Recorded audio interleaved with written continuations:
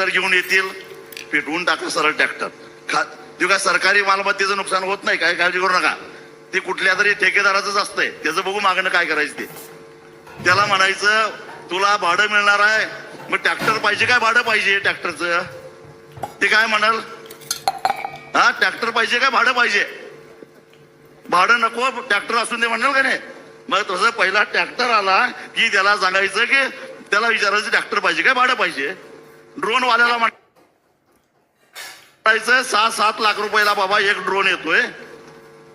आमच्याकडे गोपणीची दगड आहे, गोपन आहे, दगड आहेत.